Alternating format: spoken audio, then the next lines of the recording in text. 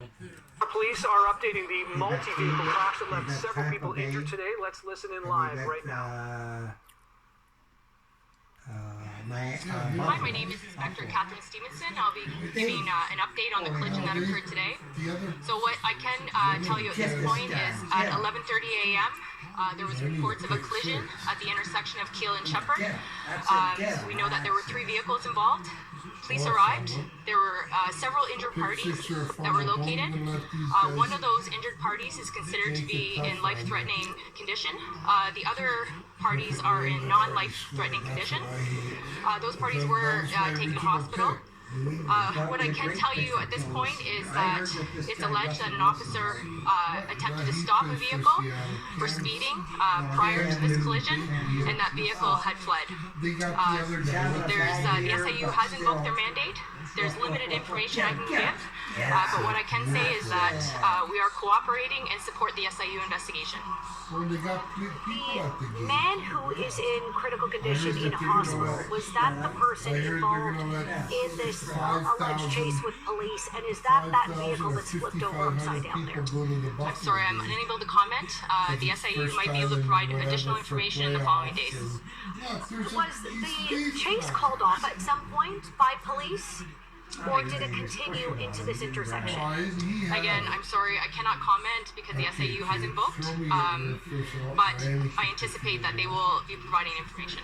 Could you run through, if you have this information, a total number of people involved and injured and genders, ages? We have some information from paramedics, but it's quite vague. Right.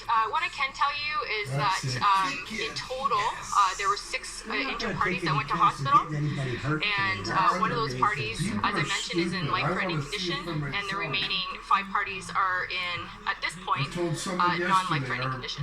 So the officer, there's no obviously officer that's injured. You deserve to get hurt. We have a number of civilians injured. Sorry, I can't comment. I think that's everything. Can you share why your officers were attempting to pull over this vehicle? No, as I mentioned, I can't comment because the SIU is invoked, but what I can tell you is that our officers are cooperating with the SIU investigation. Can you tell us how many officers have been designated as subject officers in this, or any of that information at this time? I know it's challenging. I'm sorry, I cannot comment. Inspector, we appreciate your time. Thank you so much. No. Okay, so not an awful lot Inspector Catherine Stevenson can add to this, but the SIU has now invoked its mandate. She did say at the beginning of those brief remarks there, about 11:30 this morning, near the intersection, there was a crash at Keele and Shepherd. It seems that she said it's alleged an officer was trying to stop a speeding vehicle, which then took off. The SIU had invoked the mandate because, of course, police were involved leading up to this.